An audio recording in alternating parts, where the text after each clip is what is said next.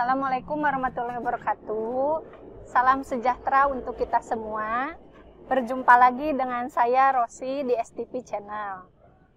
Hari ini saya ada di salah satu pusat keramaian kota yang ada di Majalengka, atau kita sering mengenalnya dengan GGM. Nah, biasanya orang-orang datang ke GGM itu untuk berolahraga atau hanya sekedar nongkrong dan jajan-jajan saja. Namun di channel ini saya bukan untuk mereview GGM ya, melainkan di tengah pandemi yang masih melanda negeri kita sudah hampir 1 tahun lamanya, masyarakat seolah-olah menjadi dilematis. Mengapa demikian? Karena tidak ada istilah yang namanya menunda isi perut. Setiap hari kebutuhan setiap orang semakin bertambah, bahkan mungkin masyarakat menghilangkan rasa cemas, ketakutan, bahkan yang mengancam masalah kesehatan pun mereka lewati.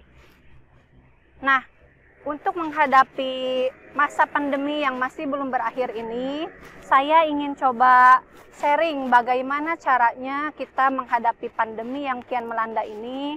Tentu diperlukan pemahaman dan strategi untuk menghadapi pandemi atau juga menghadapi abad ke-21 yang sering kita kenal dengan revolusi industri 4.0.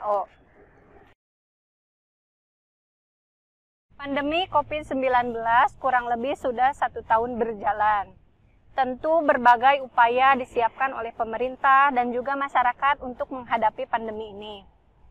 Semua unsur tentu terdampak oleh adanya pandemi ini, dari mulai sektor pendidikan, kemudian juga sektor perdagangan, bisnis, dan bahkan birokrasi yang melemah menghadapi makhluk tak kasat mata ini.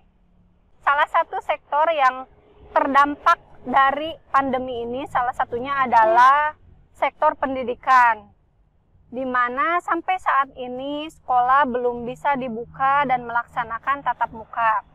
Tentu dengan adanya hal ini perlu ada solusi-solusi untuk bagaimana caranya bertahan hidup di tengah pandemi ini, dan memang untuk menghadapi abad ke-21 ini. Nah, menurut salah satu pakar, cara atau strategi untuk menghadapi pandemi ini adalah dengan kemampuan 4C. Nah, apa saja sih yang dimaksud 4C ini? Nanti kita coba bahas satu persatu dari 4C ini. Di tengah pandemi yang sedang terjadi saat ini, dan kita juga dihadapkan pada abad ke-21, maka seyogianya kita harus memiliki kemampuan 4C tersebut. Apa sih 4C ini? Nah, ada communication skill yang pertama, yang kedua ada kreatif, critical thinking, dan yang terakhir itu adalah collaboration. Nah, penasaran kan apa yang dimaksud 4C ini? Untuk communication skill, artinya seseorang harus memiliki kemampuan dalam menyampaikan gagasan dan ide yang jelas, tepat, dan efektif. Salah satu contohnya yang paling sederhana di kemampuan ini adalah bagaimana caranya kita mampu berkomunikasi dengan baik, kemampuan untuk mendengarkan, dan kemampuan untuk menyampaikan kembali apa yang telah kita dengar.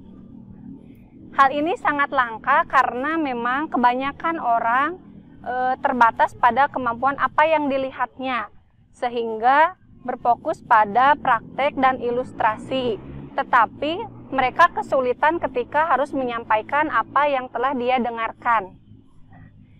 Terus yang selanjutnya ada kreatif.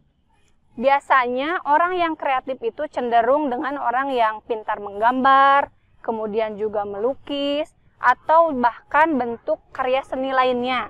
Tetapi kreatif di sini bukan berarti itu maksudnya, tetapi orang yang mampu memiliki pemikiran outside the box. Nah, artinya, contoh yang paling sederhana, ketika kita sedang dihadapkan pada pandemi saat ini, orang diharuskan gitu ya selalu berada di dalam rumah.